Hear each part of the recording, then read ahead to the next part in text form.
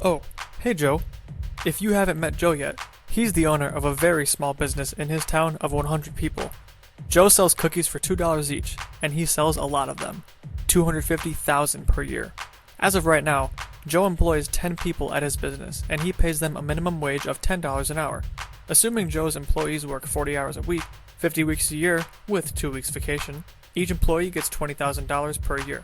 Since Joe's company makes $500,000 this year, he's left with $300,000 in revenue after paying his workers.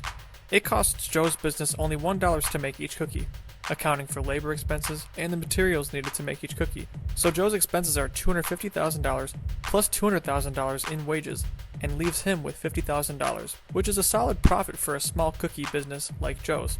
After this year, Joe's town is implementing a $15 minimum wage for his workers so that they can better afford their rent, car payments, education, and so on. Joe's highly in favor of this change because he supports his workers and thinks that this could even allow them to purchase more of his cookies. Everybody wins. Not really.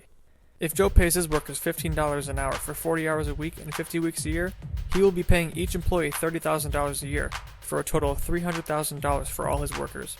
Paired with the $250,000 of expenses for making the cookies, Joe is now losing $50,000 per year. He is absolutely not winning.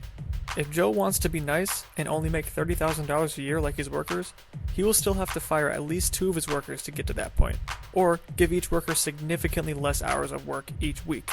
But, considering Joe runs the business and certainly works more than 40 hours a week, he fires 3 employees so that he's earning at least $30,000 a year, which is actually $40,000 now.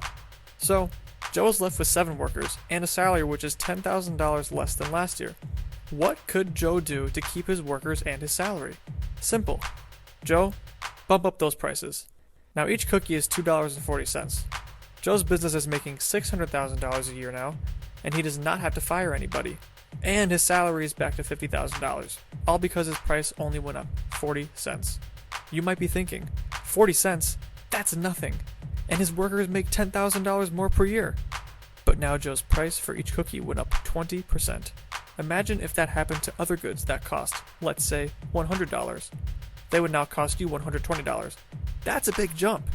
This jump in price will lower the value each customer is getting out of each cookie, and ultimately it will drive a few of Joe's customers away. Now his business is making less money, which means he is too. This will just cause Joe to raise prices again, maybe fire a worker or 2. It's just a big cycle. But the government decides to raise the minimum wage because the cost of living has gone up. And the cycle starts again. That's right, inflation. But I don't want to get into that. Anyways, raise the minimum wage to $15. Workers will get more money, but they will be able to afford the rising prices, as long as they keep their job.